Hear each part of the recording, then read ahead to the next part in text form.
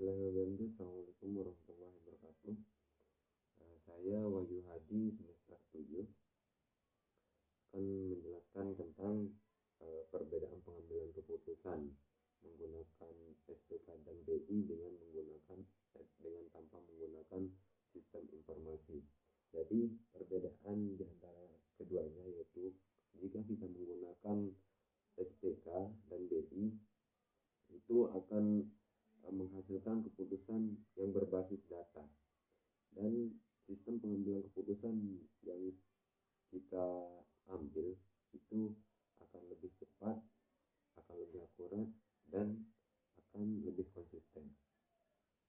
Yang selanjutnya itu jika kita mengambil keputusan menggunakan sistem informasi SPK atau sistem pengambilan keputusan dan BI itu dapat menangani kompleksitas data besar. Jadi yang pertama itu keputusan berbasis data.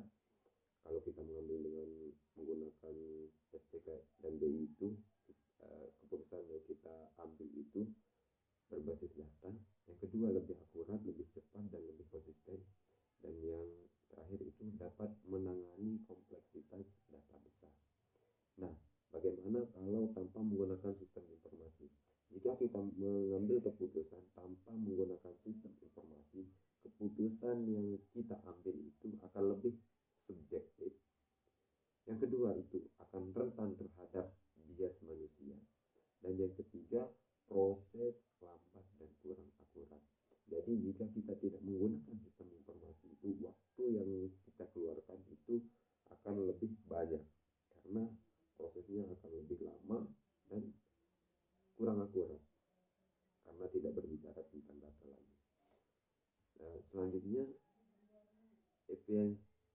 efisiensi dengan SPK dan BI. Jadi di sini saya akan menjelaskan tentang manfaat SPK dulu.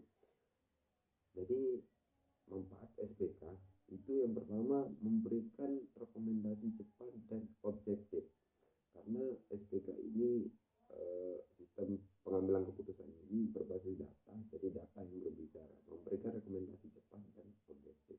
Yang kedua, mengurangi resiko kesalahan manusia. Jadi yang direkom oleh SPK dan BI itu sesuai dengan data yang ada, data yang real ya. Yang contohnya seleksi karyawan berdasarkan kriteria spesifik ya. Kita lanjut manfaat BI. Nah, tadi manfaat SPK dan sekarang manfaat BI. Manfaat BI itu adalah menganalisis data real time ya. Menganalisis data real time.